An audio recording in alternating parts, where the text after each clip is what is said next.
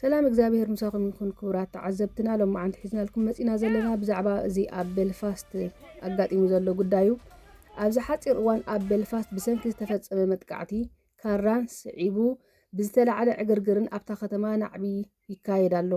ኩነታት እታ ከተማ ድማ ገና ረበሻ ዝመልኦ ሃዋህው ኮይኑ ይርከብ።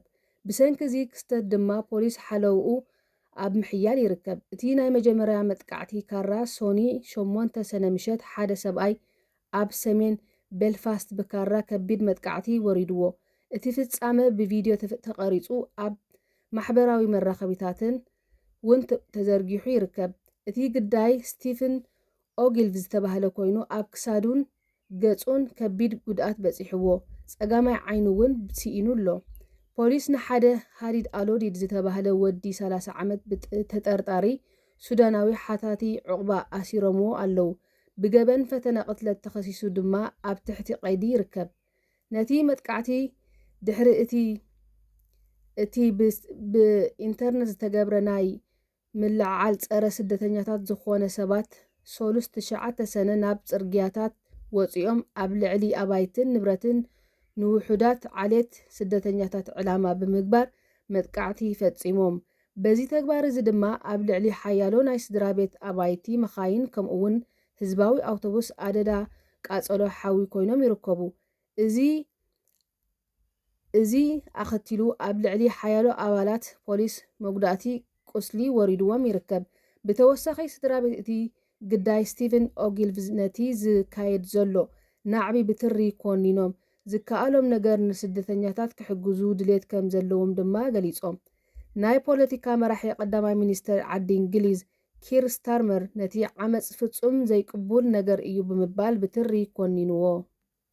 ናይ ማሕበራዊ መራኸቢታት ከም ኤክስ ዝኣመሰሉ መርበባት ነቲ ህውከት ንምግህሃር ብምሕጋዞም ካብ መንግስትን ትካላትን ተቆጻጸርትን ርጡብ ነቐፌታ ይወርዶም ኣሎ። ኣብታ ከተማ ናይ መጓዓዝያ ዝርከብ ትካል ኣብ ዘውፅኦ ህፁፅ ሓበሬታ ንድሕነት ሰራሕተኛታትን ተጓዓዝትን ሎሚ ምሸት ኣውቶቡሳትን ባቡራትን ኣቐዲሙ ከም ዘቋርፅ ኣፍሊጡ ኣሎ። ሕራይ እምበር ክቡራት ተዓዘብትና ልክዕ ከምዚ ትርእይዎ ዘለኹም እታ ከተማ በቃ ከምዘይ ነበረት እዮም ገይሮማ ኣብ ኩሉ እዮም ዘቃጽሉ ዘለዉ። ከምዚ ኢሎም ተኣኪቦም እቶም ጸረ ስደተኛታት ዝኾኑ ሰባት ማለት እዩ። እቶም ኣብ ቤልፋስት ዘለዉ ስደተኛታት ከመይ ኢሎም ኣለዉ ኣይዶን ነው። ምክንያቱ ኣዝዩ ዘፍርሕ ወላ ብጣዕሚ ዘስግእ ኩነታት እዩ እዚ። እቶም ከምዚ ገይሮም ዘቃጽሉ ዘለዉ ሰባት ከዓ ናይ ድረስ ኮድ ኣለዎም። ንሱ ከዓ እንታይ እዩ ጸሊም ክዳን ብምኽዳን ኩሉ ነገሮም ጸሊም፣ ቆቢዖም ጸሊም ገይሮም ማስክ ኣለዎም። ብኸምኡ ክትፈልይዎም ትኽእሉ ኢኹም። እንድሕር ዳ ኣብ ዝኾነ ናይ ዓዲ እንግሊዝ ዓድታት ተቕመጡ ኮይንኩም ከምኡ ዝተኸድኑ ሰባት እንድሕር ኮይኖም ካብኦም ብዝተኸኣለ መጠን ክትርሕቁ እዩ ዘለኩም። ብግሩፕ ይኸይዱ ወላ ኣብኡ ከለዉ ብንጽል ይኸይዱ እንታይ ክገብሩኹም ይኽእሉ ወላ ሓደ ኣፍልጦ የብልኩምን። ምክንያቱ ብጣዕሚ ብጽልኦም ተላዒሎም ዘለዉ።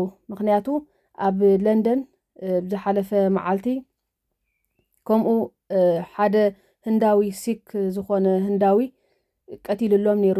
ብኸሚኦም ሓሪቆም ጸኒሖም ሕጂ ነዚ መጥቃዕቲ ወሪድዎ ዘሎ ሰብ ወላ እኳ እንተዘይሞተ ክሳብ ሕጂ ኣብ ኢንተንሲቭ ኬር ዘሎ ግን ኣይሞተን። ግን ብሰንኪ ናይ ተሓሪቆም ስለ ጸንሑ እዮም ክንዲዚ ወፂኦም ክንዲዚ ዝገብሩ ዘለዉ ማለት እዩ። እቲ ናቶም ተቃውሞ ከዓ ሕጂ ዝጅምር ተቃውሞ ኣይኮነን። ካብቲ ዲጂታል አይዲ ክትኣታቶም ዝተባህለ ሽዑ ኣትሒዞም ተቃውሞ ምስ ጀመሩ እዮም። ስለዚ ኣብ ኩሉ ኩርናዓት ናይ ዓዲ እንግሊዝ ዘለኹም ብጣዕሚ ብጽልኢ ስለተላዒሎም ዘለዉ ኣብ ልዕሊ ስደተኛታት ብፍላይ ከዓ ጸለምቲ እንድሕር ኮይንኩም ማለት እዩ ኣዝዩ ሓደገኛ ነገር ተላዒሉ ስለ ዘሎ ክትጥንቀቑ ይላበወኩም። ልክዕ ከምዚ ትርእይዎም ዘለኹም ኩሉ ነገሮም ጸሊም እዮም ዝኽደኑ ማለት እዩ። ኣብ ዘለኹምሞ ፍሉይ ጥንቃቐ ክትገብሩ ይላበወኩም። ብፍላይ ከዓ እቶም ቀንዲ ኣብ ቤልፋስት ዘለኹም ማለት እዩ። እግዚኣብሔር ኣምላኽ መዋጽኦ ይፍጠረልኩም እምበር ከምዚ ንሪኦ ዘለና ኣዝዩ ሓደገኛ ዝኾነ ነገር እዩ ተፈጢሩ ዘሎ። መኻይናት ኣዕንዮም፣ ገዛውቲ ተቃጺሉ፣ ባስ ከይተረፈኦም ኣቃጺሎም ዘለዉ። እዚ ኩሉ ከዓ ተቃውሞ እዩ ማለት እዩ ነቲ መንግስቲ እዞም ኩሎም ፎሬነራት ኣውፁልና ኣይንደልዮምን ኢና እዮም ዝብሉ ዘለዉ። ብርግጽ ብዘይካና ወላ ሓንቲ ነገር ክገብሩ ይክእሉን እዮም። ምሁራት እውን ኣይኮኑን።